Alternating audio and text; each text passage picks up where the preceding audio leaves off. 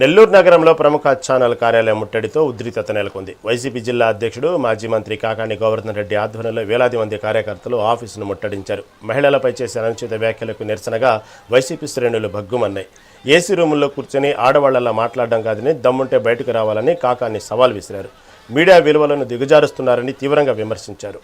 పోలీసులు భారీగా బారికేడ్లు, ముళ్ల కంచెలు ఏర్పాటు చేసినప్పటికీ వైసీపీ నాయకులు పెద్ద ఎత్తున నిరసనలో పాల్గొన్నారు.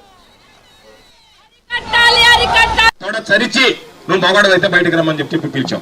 ఎక్కడో కూర్చొని పత్రికలు చూపించడం, లేకపోతే ఎవరో చెప్తే మాట్లాడడం కాదు, రమ్మంటే తోక ముడిచి వెళ్ళిపోయాడు. ఎక్కడ పెడితే అక్కడ ఆపేస్తున్నారు. నేను ఈ ప్రభుత్వానికి, పోలీస్ యంత్రాంగానికి చెప్పేది, ఉద్యమాలు అనేటువంటివి అణిచిపెట్టే కొంది ఎగిసి పడతాయి. దానిలో వైఎస్ఆర్ కాంగ్రెస్ పార్టీ ప్రధానంగా ఉంటుందని మేము తెగించి పోరాడేటువంటి వాళ్ళం. న్యాయంగా ఈరోజు ఎవడైనా ఈ సమాజంలో ఆయన అన్నటువంటి మాట ఏమిటి అంటే, పాపం చాలా మంది ఈనుండరు, కొంతమంది ఈనుంటారు.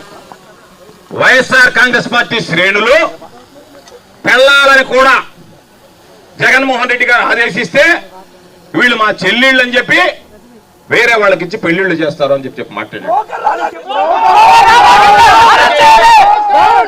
కృష్ణకి తల్లికి, ఆలికి, చెల్లికి తేడా తెలియకపోవచ్చు, కానీ వైఎస్ఆర్ కాంగ్రెస్ పార్టీలో తల్లికి, చెల్లికి, ఆలికి తేడా తెలియనటువంటి నీచ సంస్కృతి, నీచులు లేరు అనేటువంటి విషయాన్ని చరిచి నువ్వు మగవాడు అయితే బయటకు రమ్మని చెప్పి